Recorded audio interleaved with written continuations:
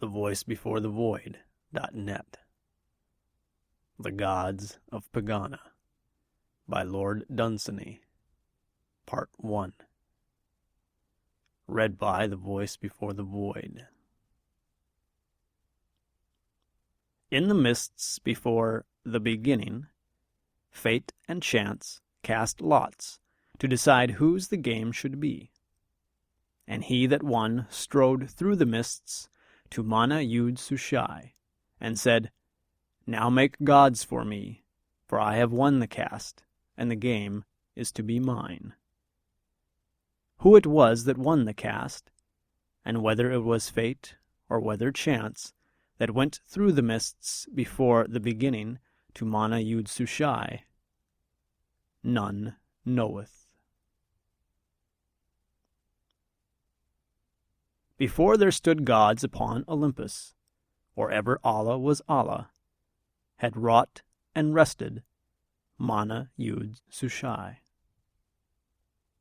There are in Pegana Mung and Sish and Kib, and the maker of all small gods, who is Mana Yud Sushai.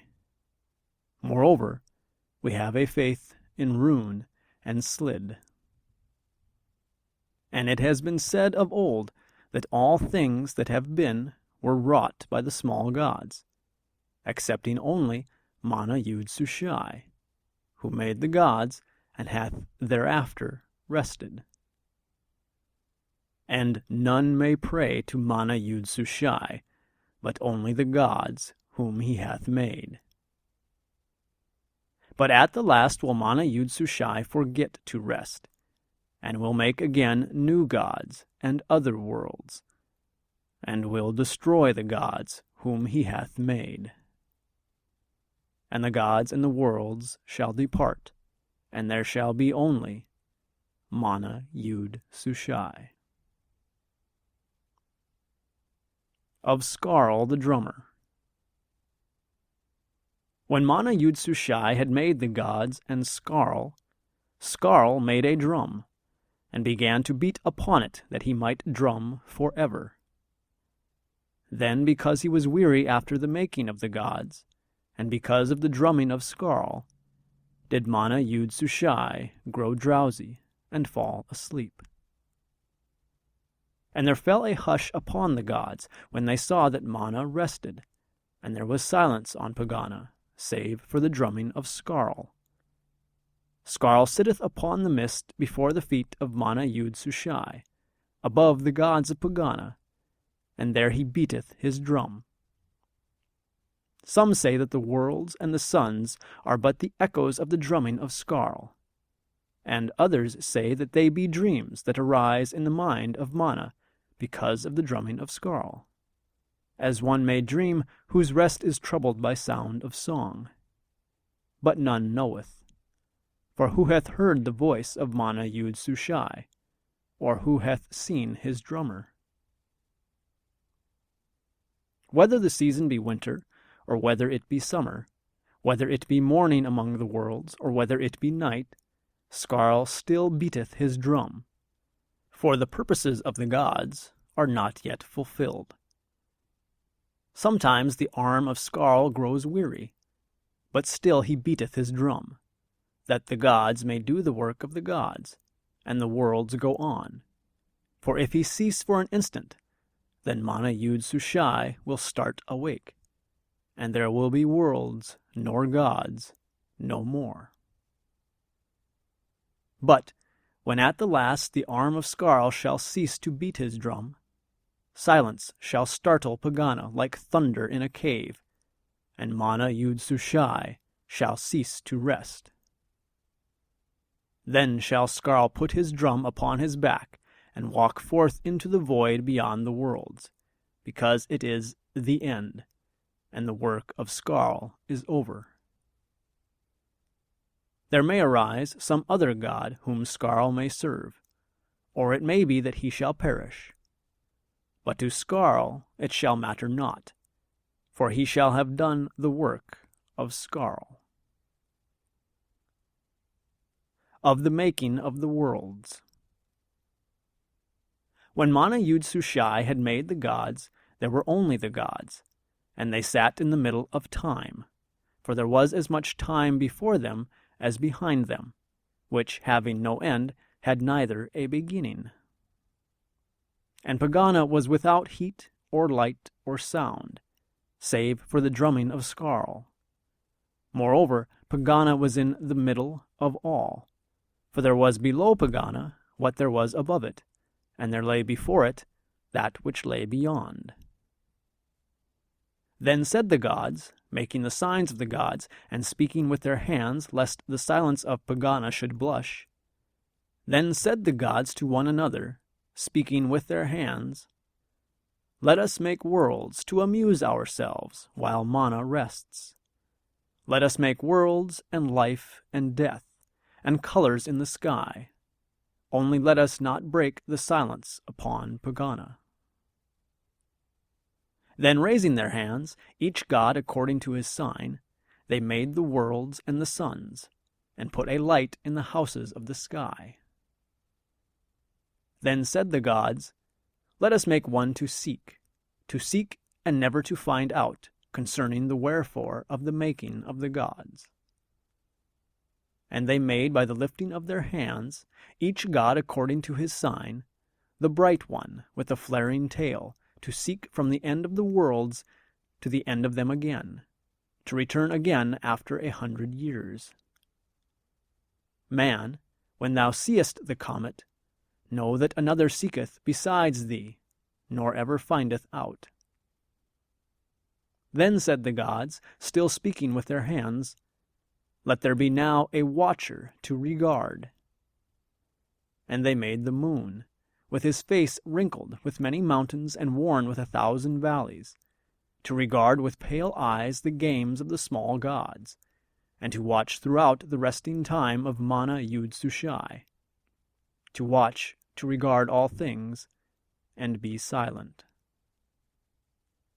Then said the gods, Let us make one to rest, one not to move among the moving, one not to seek like the comet, nor to go round like the worlds, to rest while Mana rests. And they made the star of the abiding, and set it in the north. Man, when thou seest the star of the abiding to the north, know that one resteth, as doth Mana Yud Sushai, and know that somewhere among the worlds is rest. Lastly the gods said, We have made worlds and suns, and one to seek and another to regard. Let us now make one to wonder. And they made earth to wonder, each god by the uplifting of his hand according to his sign. And earth was. Of the game of the gods. 1,000,000 years passed over the first game of the gods, and Mana Yud Sushai still rested, still in the middle of time, and the gods still played with worlds. The moon regarded, and the bright one sought, and returned again to his seeking. Then Kib grew weary of the first game of the gods, and raised his hand in Pegana, making the sign of Kib, and earth became covered with beasts for Kib to play with. And Kib played with beasts.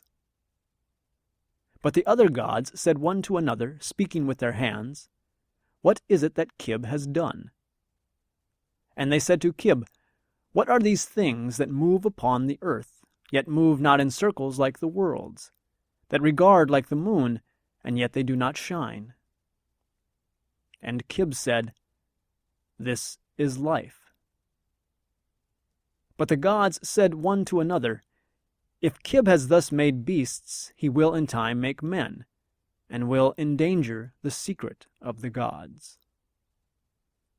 And Mung was jealous of the work of Kib, and sent down death among the beasts, but could not stamp them out. 1,000,000 years passed over the second game of the gods, and still it was the middle of time. And Kib grew weary of the second game, and raised his hand in the middle of all, making the sign of Kib, and made men. Out of beasts he made them, and earth was covered with men. Then the gods feared greatly for the secret of the gods, and set a veil between man and his ignorance, that he might not understand. And Mung was busy among men. But when the other gods saw Kib playing his new game, they came and played it too. And this they will play until Mana arises to rebuke them, saying, Why do ye playing with worlds and suns and men and life and death? And they shall be ashamed of their playing in the hour of the laughter of Mana Yud Sushai. It was Kib who first broke the silence of Pegana, by speaking with his mouth like a man. And all the other gods were angry with Kib that he had spoken with his mouth. And there was no longer silence in Pegana or the worlds. The Chaunt of the Gods. There came the voice of the gods singing the chaunt of the gods, singing, We are the gods. We are the little games of Mana Yud Sushai that he hath played and hath forgotten.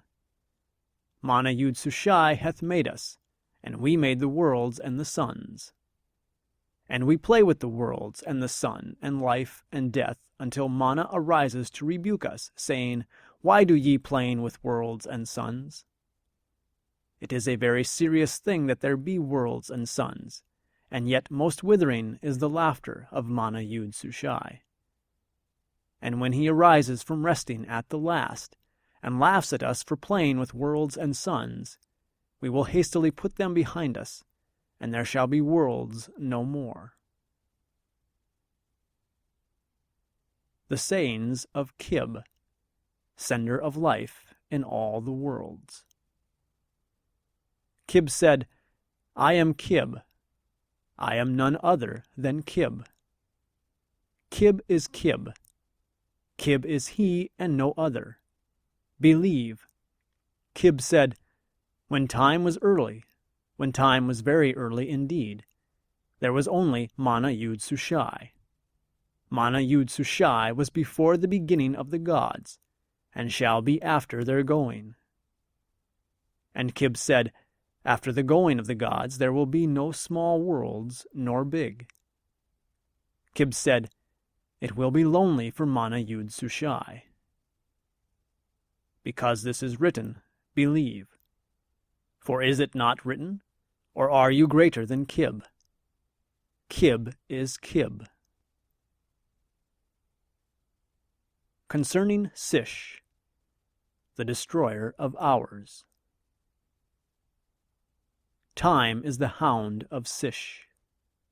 At Sish's bidding do the hours run before him as he goeth upon his way. Never hath Sish stepped backward, nor ever hath he tarried. Never hath he relented to the things that once he knew, nor turned to them again. Before Sish is Kib, and behind him goeth Mung. Very pleasant are all things before the face of Kish, but behind him they are withered and old. And Sish goeth ceaselessly upon his way. Once the gods walked upon earth as men walk, and spake with their mouths like men. That was in the Warnoth Mavai. They walk not now. And Warnoth Mavai was a garden fairer than all the gardens upon earth. Kib was propitious, and Mung raised not his hand against it, neither did Sish assail it with his hours. Warnoth Mavai lieth in a valley, and looketh towards the south. And on the slopes of it Sish rested among the flowers when Sish was young. Thence Sish went forth into the world to destroy its cities, and to provoke his hours to assail all things, and to batter against them with the rust and with the dust. And time, which is the hound of Sish, devoured all things. And Sish sent up the ivy and fostered weeds, and dust fell from the hand of Sish and covered stately things. Only the valley where Sish rested, when he and Time were young, did Sish not provoke his hours to assail. There he restrained his old hound Time, and at its borders Mung withheld his footsteps. Warnoth-Mavai still lieth looking towards the south, a garden among gardens, and still the flowers grow about its slopes as they grew when the gods were young, and even the butterflies live in Warnoth-Mavai still. For the minds of the gods relent towards their earliest memories, who relent not otherwise at all. Warnoth-Mavai still lieth looking towards the south, but if thou shouldst ever find it, thou art then more fortunate than the gods, because they walk not in Warnoth-Mavai now. Once did the prophet think that he discerned it in the distance beyond mountains, a garden exceeding fair with flowers. But Sish arose, and pointed with his hand, and set his hound to pursue him, who hath followed ever since. Time is the hound of the gods, but it hath been said of old that he will one day turn upon his masters, and seek to slay the gods, excepting only Mana-Yud-Sushai, whose dreams are the gods themselves, dreamed long ago. The sayings of Slid, whose soul is by the sea. Slid said, Let no man pray to Mana-Yud-Sushai, for who shall trouble Mana with mortal woes, or irk him with the sorrows of all the houses of earth? Nor let any sacrifice to Mana-Yud-Sushai, for what glory shall he find in sacrifices or altars, who hath made the gods themselves? Pray to the small gods, who are the gods of doing, but Mana is the god of having done, the god of having done and of the resting. Pray to the small gods, and hope that they may hear thee. Yet what mercy should the small gods have, who themselves made death and pain? Or shall they restrain their old hound Time for thee? Slid is but a small god, yet Slid is Slid. It is written, and hath been said. Pray thou therefore to Slid, and forget not Slid, and it may be that Slid will not forget to send thee death when most thou needest it. And the people of earth said, There is a melody upon the earth, as though 10,000 streams all sang together for their homes that they had forsaken in the hills. And Slid said, I am the Lord of gliding waters, and of foaming waters, and of still. I am the Lord of all the waters in the world, and all that long streams garner in the hills. But the soul of Slid is in the sea. Thither goes all that glides upon earth, and the end of all the rivers is the sea. And Slid said, The hand of Slid hath toyed with cataracts, and down the valleys have trod the feet of Slid, and out of the lakes of the plains regard the eyes of Slid, but the soul of Slid is in the sea. Much homage hath Slid among the cities of men, and pleasant are the woodland paths, and the paths of the plains, and pleasant the high valleys where he danceth in the hills. But Slid would be fettered neither by banks nor boundaries, so the soul of Slid is in the sea. For there may Slid repose beneath the sun, and smile at the gods above him with all the smiles of Slid, and be a happier god than those who sway the worlds, whose work is life and death. There may he sit and smile, or creep among the ships, or moan and sigh round islands in his great content, the miser lord of wealth and gems and pearls beyond the telling of all fables. Or there may he, when Slid would fain exult, throw up his great arms, or toss with many a fathom of wandering hair the mighty head of Slid, and cry aloud tumultuous dirges of shipwreck, and feel through all his being the crashing might of Slid, and sway the sea.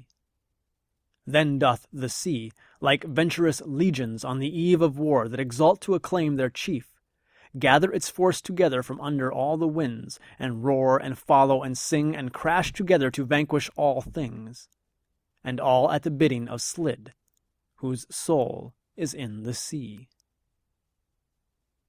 There is ease in the soul of Slid, and there be calms upon the sea. Also there be storms upon the sea, and troubles in the soul of Slid, for the gods have many moods. And Slid is in many places, for he sitteth in high Pegana. Also along the valleys walketh Slid, wherever water moveth or lieth still. But the voice and the cry of Slid are from the sea. And to whoever that cry hath ever come, he must needs follow and follow, leaving all stable things, only to be always with Slid in all the moods of Slid, to find no rest until he reaches the sea. With the cry of Slid before them, and the hills of their home behind, have gone 100,000 to the sea, over whose bones doth Slid lament with the voice of a god lamenting for his people. Even the streams from the inner lands have heard Slid's far-off cry, and all together have forsaken lawns and trees to follow where Slid is gathering up his own, to rejoice where Slid rejoices, singing the chaunt of Slid, even as will as the last gather all the lives of the people about the feet of Mana Yud Sushai. Continued in Part 2.